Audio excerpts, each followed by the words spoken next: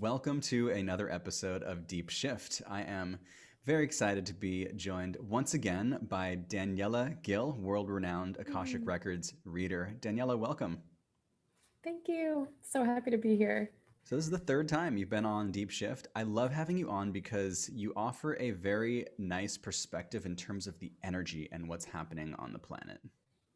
Mm, So thank you for being here once again. For I people who love being here. aren't familiar with the Akashic Records and kind of what you do, could you give a brief description of what an Akashic Records reader is and does? Yeah, so the Akashic Records are the subtle energetic imprint of everything that has ever happened, everything that is happening, and everything that could happen. You can think of the Akashic Records as the cosmic mind. In the Bible, they refer to the Akashic Records as the book of life. And when I do an Akashic record reading, I come into what I call or experience as an elevated, expanded state of consciousness. And it's like I come into a state of consciousness that transcends some aspects of my human mind and all its judgments and expectations, all of the limitations of the intellectual thinking mind. And it's like I come into this state where there's a lot of energy right here, and it feels like, and then it's a different way or a new way of bringing forth insight and information instead of accessing it from the brain or from the mind, from what we've already experienced or learned through our knowledge. Different way of accessing knowledge. Yeah, it's from a higher conscious perspective is I think really appreciated right now. I remember you and I spoke around the beginning of this whole coronavirus outbreak in the earlier part of the year. And then around in the middle when political energies started to get kind of high. And now we are in a point where there's a few things kind of happening on the planet that we could talk about. One is the coronavirus. It's obviously upsurging. I know that in many parts of the world, things are not very easy. I know in like LA County, there's a lot of the hospitals, ICU units are getting filled up. So there's a lot of things happening, including people's general kind of like their ideas of how people should and shouldn't act. And also, you had told me that you recently got coronavirus. So I was Yeah. wondering if you can kind of share about that, what that experience was like for you. Well, it was my second time getting it. And there's so much to say about it. Overall, it was a very, very mild experience for me, but I was surprised and a little frustrated by how long I felt the effects. It just felt like it lingered and lingered and lingered. It was probably like 2 weeks of like, wow, I still feel some symptoms, but it was really mild. But I felt like I got to know the virus in a really intimate way, in a sense, because everything is a consciousness. So all pathogens are also a consciousness. Bacteria is a consciousness, and a virus is a consciousness. And it was my second time with coronavirus, and I found it different from having flus in the past or getting sick with colds in the past, in the sense that it really brought to the surface a lot of what you might call the negativity that was really like deep within me. Like it felt like it just excavated so much, and it brought up like this pessimism. The first time that I had it, it brought up this fear and this mistrust of other people, which we are seeing are such big parts of this pandemic. Like this pandemic has brought up humanity's fear and humanity's mistrust of each other. We're seeing that through all the conspiracy theories that are arising, the way in which many people do not trust our leaders, we don't trust our governments, we just don't trust each other. A lot of antagonism is coming up through this pandemic, and I felt the way in which it feels like the virus brings that up and out. And it may feel like in some way it's like this almost like dark sort of entity or dark consciousness that is impacting us and bringing all of this up, yet it's bringing it up. It's not causing it or creating it, it is excavating it. A lot of this is so deep within us, and I feel like the virus really brings it up. I did have when I had it, it was hard to breathe. It wasn't hard to breathe. I could breathe fine, but just a lot of shortness of breath and feeling like a heartachy heartbreak feeling. And then with that connecting to the heartbreak that humanity is undergoing at this time, like we truly are heartbroken. I feel like this virus has revealed to me how humanity has undergone so much. If you look at human history, it is so dark, so many atrocities. The fact that we've had wars, the fact that we've had corrupt governments, the ways in which we've treated each other, the ways in which we've normalized things, like normalized slavery, and we still have forms of modern day slavery and racism and just like crime. Like, whoa, it's heartbreaking. And we're becoming aware of all of that. We are radically healing so much, so fast. And part of healing is first we must become aware of our wounds in order to heal them.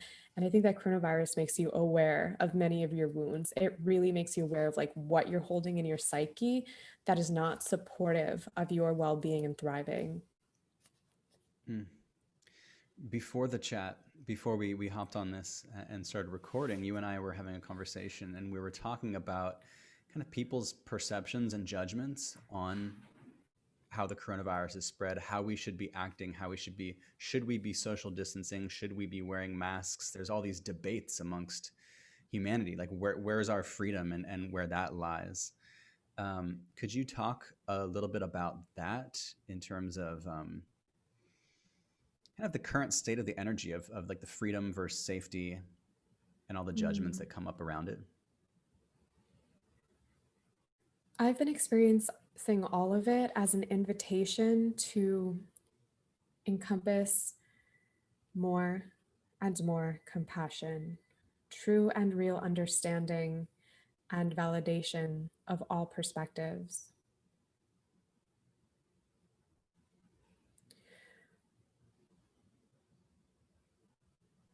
There are many different approaches to navigating this pandemic. One is to isolate, to quarantine, and this by many is viewed as the right way because it's a compassionate way. Because if I were to get sick or someone else were to get sick, they continue to spread the virus, and the spreading of the virus could be responsible for the death of other people. And then there are other people who really resist that. They're like, no, I don't want to live from fear. I don't want to be controlled. I don't want to be restricted. I trust life.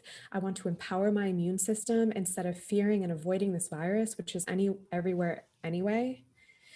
And also, there are people who are not as prone to avoiding death because they have a view of death that it is a natural part of life and that there's nothing wrong, inherently wrong with getting sick and dying. It's a part of life. And what we're seeing playing out on the world stage is that people are getting so identified with their views. Like everyone quarantine, stay home. It's selfish if you go out. It's like bad if you get together with friends and family. And then we have other people that are like, no, you guys are wrong. Like we need to be free. Like let go of the restrictions. And once you really dive into everybody's perspective, you see the love inherent within all of them, and you see the validity inherent within all of them. And there's nothing to hate or to like judge or to demean or to put down. I feel like other people's perspectives are really triggering people at this time, and other people's beliefs and approaches, but it's not the perspective or the person that is necessarily causing what is coming up in people. It's actually already really deep inside. It's like we're in such a purgative time right now. We're purging so much, becoming aware of so much. It's all being excavated so that we can clear it and then create something new. And what we are creating at this time is a global society of cooperation, of harmony, of oneness. So right now we're recognizing all the ways in which we're not there right now. Like people are trying to get people to cooperate with this like quarantining thing, but people just aren't cooperating. It doesn't feel right to them. Everyone has their different views, and we're not necessarily completely coming together because it just doesn't resonate for many of us, other people's perspectives. And there's an opportunity in this moment to recognize that that's okay if it doesn't resonate with the natural way of our being, but we can still have so much compassion and understanding for why someone believes what they believe and recognize that it is coming from a good place and we don't have to argue them out of their perspective. It often works best when we want someone to see our perspective. What often works best is when we give them what it is that we want. So when we truly honor where they're coming from and like really drop into the validity of their perspective, the love inherent within their perspective, then oftentimes that creates a little bridge which will invite them to begin to consider ours. Because then they have nothing to defend against. They don't have to defend their perspective. And that opens their mind and opens their hearts. And I think that ultimately that's where this pandemic is leading humanity. Although it may not look that way, we first have to clear and become aware of everything that is in the way of us doing that. And this is a perfect way because people's lives are at stake, right? That's how some people believe it to be. Meanwhile, others just believe it's divine to get sick and die, and that we cannot live with fear. And we've all died a million times before, and we'll die a million times more. And death is a healthy part of life, and there's no need to avoid it in this way. Yeah, really well put. Sometimes maybe easier said than done. I just even like myself, I find some judgments come up with myself. Like, I see everyone trying their hardest, and I think it's really sweet that everyone's trying their hardest to social distance, wear masks, and all of that, and I really appreciate it. And then I see like um, people who live in communities that are doing that and like really trying hard to keep this under wraps. But then like the local church, like 50 people get together and are sitting in a room, and they're like it almost to me feels like a bit kind of self-righteous, that it's like because they're worshiping, they all of a sudden it feels okay. And I just feel a lot of like judgment come up, like, come on guys. Like, first of all, church is within, it's not necessarily going to a building. So we all can kind of worship in our own ways, and by congregating and getting together in large groups of people during a global pandemic feels irresponsible. And I see myself just like I see judgment come up from my perspective. Yeah, and it's so nice to like observe and then reflect and not necessarily take it seriously. I feel like collectively we're becoming aware at this time at the erroneousness behind all of our judgments and how there truly is a value and validity to everything that everybody does. There can be so much value to these people congregating in the name of worship. It's like, if you really look at it, it could be a way of raising the frequency on the planet in a way that's so necessary at this time. And it can be serving a purpose that is so beyond. And when someone carries so much faith and trust, yeah, I'm seeing how all these different perspectives are just needing to come together at this time because all the perspectives are so true. And like anything that we could say about any one perspective, just bam, there's a contradictory perspective that's equally as true. Yeah, especially looking at it from that higher perspective. It's almost like there is such a higher perspective to everything that, yeah, it doesn't really make too much sense to be in judgment or to, be just angry about one side or the other. Yeah, because once you really see it, you see how humanity for so long has been indoctrinated with so much fear, Hmm. fear of death, fear of everything, like fear in general, but especially fear of death. And now it's like these forces, these powers are feeding upon that fear to, in a sense, control us at this time. And something about that doesn't feel completely right. And then you also feel into the way in which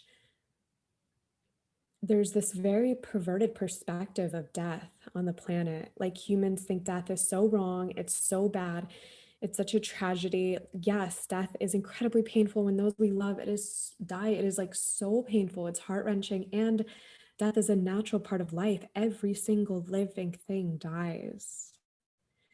And that perverted relationship to death, that perverted perception of death, so apparent in the way in which we've navigated coronavirus. The reality of death is that it is this glorious, like, liberation and elevation of consciousness, and it frees us from so much, and it returns us to this perspective of love, and it has so much within it that is so beyond what the collective humanity currently really acknowledges. Instead, it's like death is bad and needs to be avoided at all costs. Meanwhile, it's actually inevitable. Yeah, just a doorway. That's what I've gained through my explorations of consciousness, is that death is just a doorway. It's like walking through a door into another place. Yeah. Kind of a pretty amazing place, apparently, the in between life, the spirit realm. Um, so another thing that I want to talk about is this vaccine.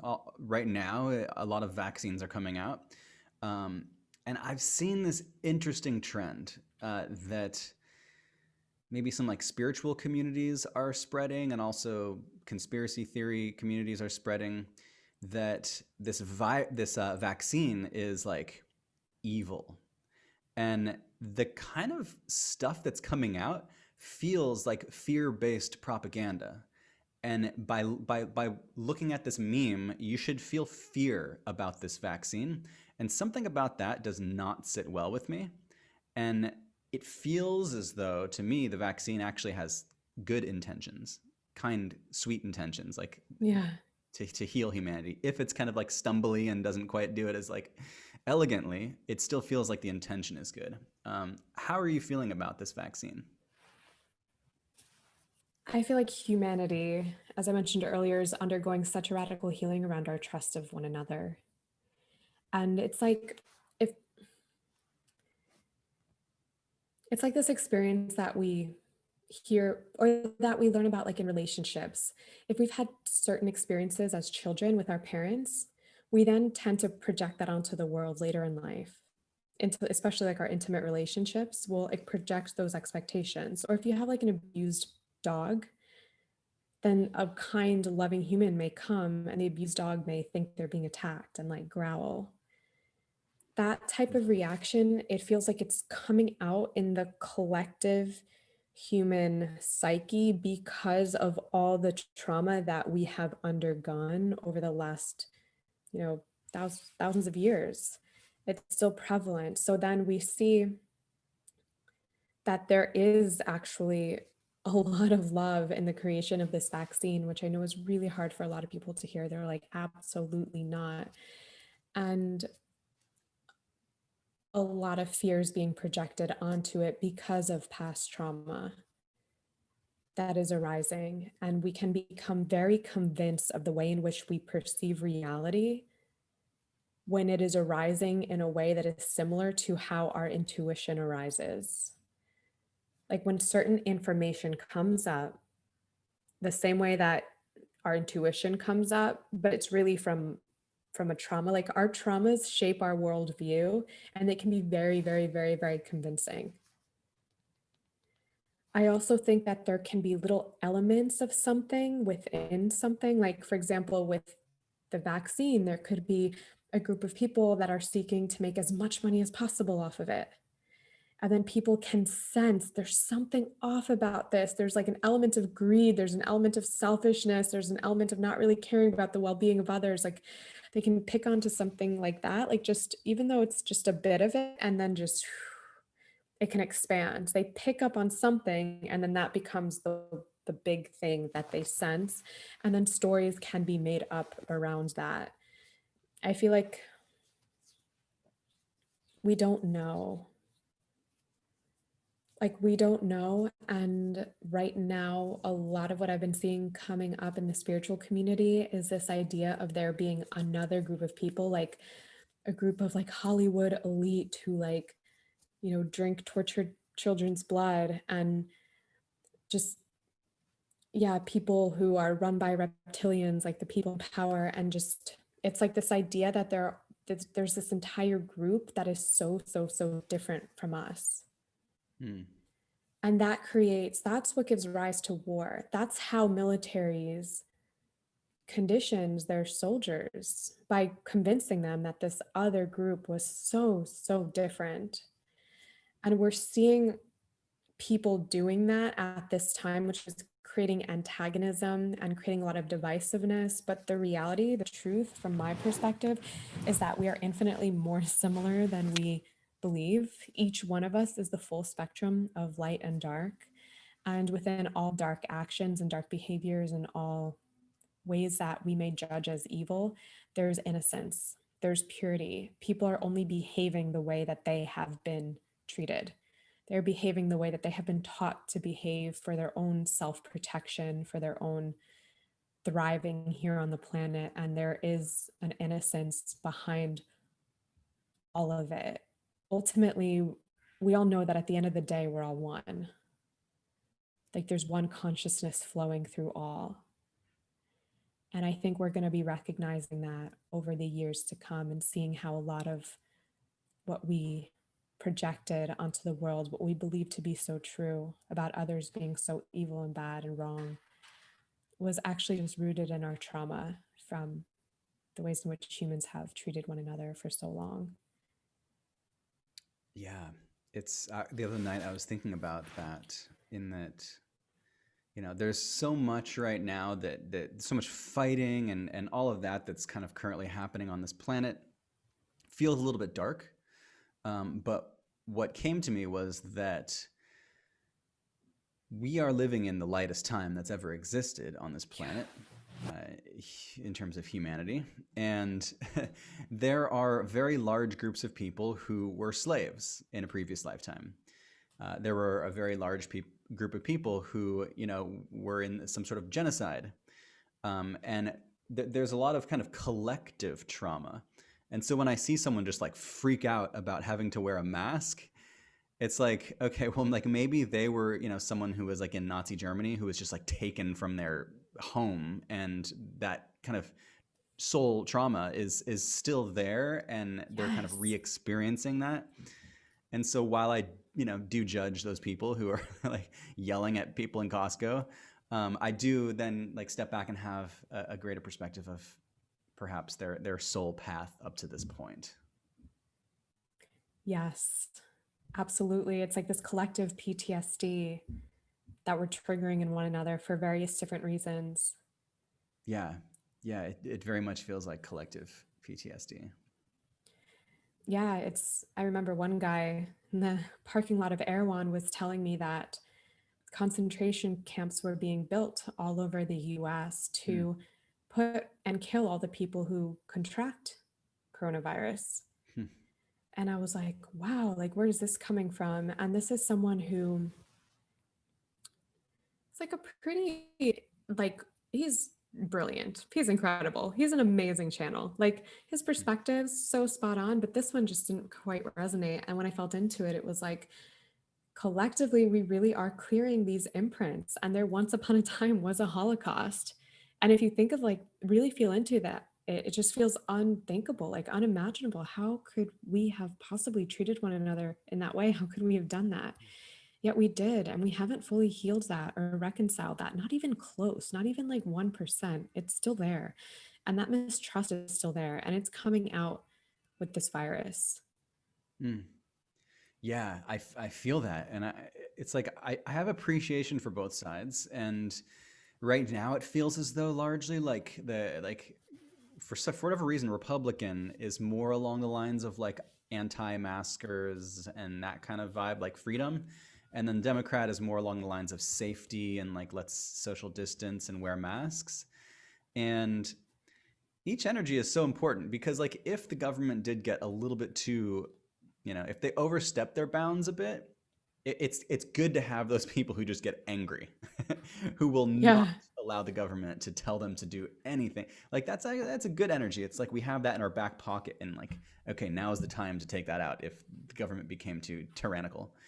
Um, yeah, so yeah, I have been experiencing kind of that balance and the appreciation for both sides, but I do get a bit triggered when people are acting silly. But even that, it's still it's all the different. It's kind of seeing all the different perspectives. I can kind of like now see myself and my own psyche in terms of how I've been looking at some of these people. But I guess it's just living with more compassion and having that compassion be the first thought rather than judgment. You know, Yeah. easier Yeah, said than done. totally.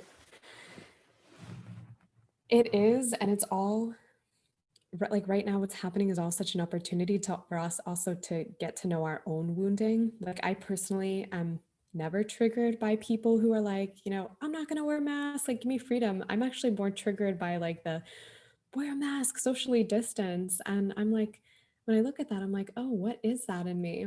And it's because I felt so controlled growing up, constantly being told what to do, don't do this, don't do that. So that's just my wounding. Those are my wounds, being told what to do. So my trigger is being told what to do. So it's about recognizing that things that trigger us, it's not always because they're inherently wrong or bad. Someone telling me to wear a mask and stay home is not inherently wrong or bad. Someone controlling me and controlling the population is not inherently wrong and bad. There's actually light within that, and there's love within that. It's a desire to keep people safe. It's almost like the desire to like instill a sense of caring for others through control, if you really look at it from that perspective, even though honestly that's been the most triggering part of this whole thing, especially having had the virus twice. Like for my human personality, I'm like, no way, I want to be free. Like we got to let people do what they want. But then when I really look at it, I'm like, oh yeah, okay, I get it. But what triggers us is often rooted in our wounds, not in our perspective being any more right than any other perspective. Hmm. Such wisdom, such wisdom. It's nice to be. It's nice to remember that when we are triggered, it's an opportunity to look within ourselves and see what is being triggered, because it's usually guiding us to something that could be healed. Yeah, always. It's one of my friends, David Lyons, said this the other day. Your triggers are like a treasure chest. Ooh. They're precious. There's treasure inside if you can Mm. look at them and embrace them. So, next time, this is what he said. He said it on one of his YouTube videos that he did recently. He said, next time you feel triggered, something along the lines of like, think of it as a treasure chest emerging and get excited about opening up the treasure chest and finding what treasures are inside for you. Ooh, I love that. I love that. And what the I feel like a good trigger to share with people who are listening to this is the trigger of jealousy, because jealousy is not something we're meant to have.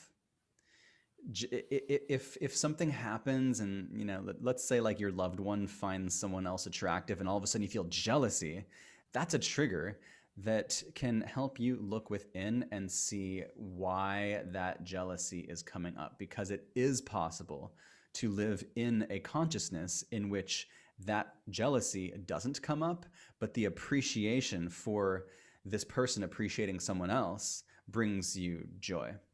So I just felt like mentioning that. Um, but there's one thing I wanted to chat about before we finish up this call. Is we're approaching the end of the year.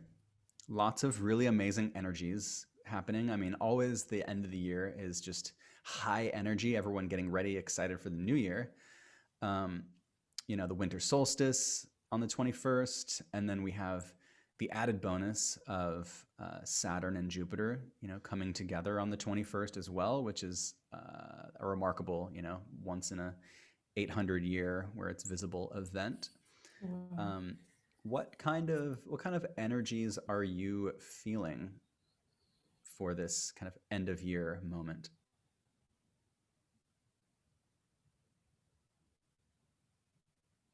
Expansion.